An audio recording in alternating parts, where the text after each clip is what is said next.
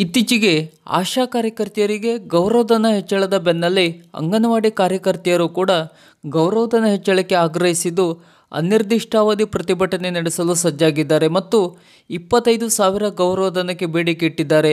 ಅದು ಕೂಡ ಆಶಾ ಕಾರ್ಯಕರ್ತೆಯರ ರೀತಿಯಲ್ಲಿ ಪ್ರತಿಭಟಿಸಿ ತಮ್ಮ ಬೇಡಿಕೆ ಪೂರೈಸಿಕೊಳ್ಳುವುದಾಗಿ ತಿಳಿಸಿದ್ದಾರೆ. ಹೌದು, ಆಶಾ ಕಾರ್ಯಕರ್ತೆಯರು ಇದೇ ಜನವರಿ 7ರಂದು ಬೆಂಗಳೂರಿನ ಫ್ರೀಡಂ ಪಾರ್ಕ್ನಲ್ಲಿ ತಮ್ಮ ವಿವಿಧ ಬೇಡಿಕೆಗಾಗಿ ಅನಿರ್ದಿಷ್ಟಾವಧಿ ಮುಷ್ಕರ ನಡೆಸಿದರು. ವಿವಿಧ ಜಿಲ್ಲೆಯಿಂದ ಬಂದ ಸಾವಿರಾರು ಆಶಾ ಕಾರ್ಯಕರ್ತೆಯರು ಹಗಲು ರಾತ್ರಿ ಎನ್ನದೇ ಕೊರೆಯುವ ಚಳಿಯಲ್ಲಿ ಪ್ರಮುಖ ಬೇಡಿಕೆ ಗೌರವಧನ ಹೆಚ್ಚಳಕ್ಕೆ ಸರ್ಕಾರವನ್ನು ಆಗ್ರಹಿಸಿದರು. ಸತತ 4 ದಿನದ ಇವರ ಹೋರಾಟಕ್ಕೆ ಮಣಿದ ಸಿದ್ದರಾಮಯ್ಯ ಸರ್ಕಾರ 2,000 ಗೌರವಧನ ಹೆಚ್ಚಳ ಅಂದರೆ 10,000 ಗೌರವಧನ ಬರುವ ಏಪ್ರಿಲ್ನಿಂದ ನೀಡಲು ಒಪ್ಪಿಗೆ ಸೂಚಿಸಿತ್ತು. ಈಗ ಇವರ ಹೋರಾಟ ಯಶಸ್ವಿಯಾದ ಬೆನ್ನಲ್ಲೇ ಅಂಗನವಾಡಿ ಕಾರ್ಯಕರ್ತೆ ಜೊತೆಗೆ ಸಹಾಯಕರು ಹಾಗೂ ನೌಕರರ ಸಂಘದ ಜೊತೆಗೂಡಿ ಬೆಂಗಳೂರಿನ ಫ್ರೀಡಂ ಪಾರ್ಕ್ನಲ್ಲಿ ಪ್ರತಿಭಟಿಸಲು ಸಜ್ಜಾಗಿದ್ದಾರೆ. ಈ ಹೋರಾಟ ಸಂಬಂಧ ಮಾಧ್ಯಮದವರೊಂದಿಗೆ ಮಾಹಿತಿ ಹಂಚಿಕೊಂಡ ಅಂಗನವಾಡಿ ಕಾರ್ಯಕರ್ತೆ ಹಾಗೂ ಸಹಾಯಕರ ಸಂಘದ ಮಂಗಳೂರು ಜಿಲ್ಲಾ ಘಟಕದ ಅಧ್ಯಕ್ಷೆ ತಾರಾ ಬಲ್ಲಾಳ್ ಅವರು ಕನಿಷ್ಠ ವೇತನ ನೀಡಬೇಕು ಎಂದು ಆಗ್ರಹಿಸಿ ಅಂಗನವಾಡಿ ಕಾರ್ಯಕರ್ತೆ ಮತ್ತು ಸಹಾಯಕರು ಜನವರಿ 28ರಿಂದ ಬೆಂಗಳೂರಿನ ಫ್ರೀಡಂ ಪಾರ್ಕ್ನಲ್ಲಿ ಅನಿರ್ದಿಷ್ಟಾವಧಿ ಧರಣಿ ನಡೆಸಲಿದ್ದಾರೆ. ದಕ್ಷಿಣ ಕನ್ನಡ ಜಿಲ್ಲೆಯ 2,500ಕ್ಕೂ ಹೆಚ್ಚು ಅಂಗನವಾಡಿ ಕಾರ್ಯಕರ್ತೆಗೂ ಸಹಾಯಕರು ಈ ಧರಣಿಯಲ್ಲಿ ಭಾಗವಹಿಸಲಿದ್ದಾರೆ.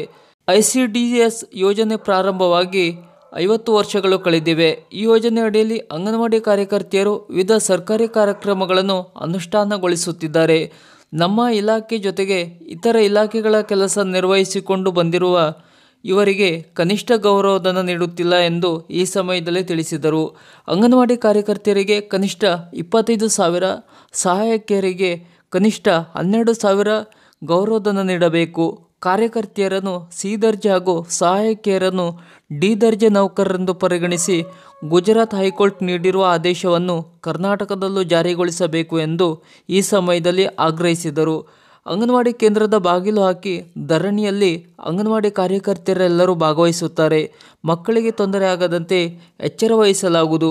ಬೇಡಿಕೆ ಈಡೇರುವವರೆಗೂ ಧರಣಿ ಹಿಂಪಡೆಯುವುದಿಲ್ಲ ಎಂದು ಸಂಘಟನೆಯ ಜಿಲ್ಲಾ ಘಟಕದ ಕಾರ್ಯದರ್ಶಿ ಆಶಾಲತಾ ಎಂವಿ ಈ ಸಮಯದಲ್ಲಿ ಮಾಧ್ಯಮದವರೊಂದಿಗೆ ತಿಳಿಸಿದರು. ಅಂಗನವಾಡಿ ಕಾರ್ಯಕರ್ತೆ ಹಾಗೂ ಸಹಾಯಕರು ಈಗಾಗಲೇ ಸಾಕಷ್ಟು ಬಾರಿ ಹೋರಾಟ ಮಾಡಿ ಮನವಿಯನ್ನು ಕೂಡ ಸಲ್ಲಿಸಿದ್ದಾರೆ.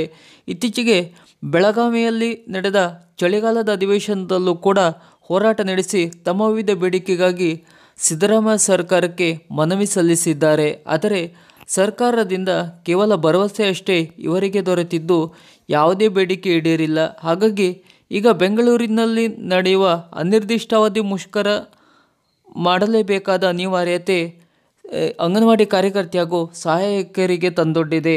ಹಾಗಾಗಿ ಈ ಮುಷ್ಕರ ಸಂಬಂಧ ಸಿದ್ದರಾಮಯ್ಯ ಸರ್ಕಾರ ಯಾವ ರೀತಿ ಪ್ರತಿಕ್ರಿಯೆ ನೀಡಲಿದೆ? ಸಿದ್ದರಾಮಯ್ಯ ಸರ್ಕಾರ ಗೌರವಧನ ಹೆಚ್ಚಳ ಮಾಡಲೇಬೇಕಾದ ಅನಿವಾರ್ಯತೆಯನ್ನು ಕೂಡ ಈ ಸಂದರ್ಭದಲ್ಲಿ ಉಂಟಾಗಲಿದೆ. ಆಶಾ ಕಾರ್ಯಕರ್ತರಿಗೆ ಹೆಚ್ಚಳ ಮಾಡಿದ ರೀತಿಯಲ್ಲಿ ಕನಿಷ್ಠ 2,000 ರೂಪಾಯಿಯನ್ನು ಅಂಗನವಾಡಿ ಕಾರ್ಯಕರ್ತೆ ಹಾಗೂ ಸಹಾಯಕರಿಗೆ ಹೆಚ್ಚಳ ಮಾಡುವ ಸಾಧ್ಯತೆ ಉಂಟು. ಯಾವುದಕ್ಕೂ ಕಾದು ನೋಡಬೇಕಾಗಿದೆ.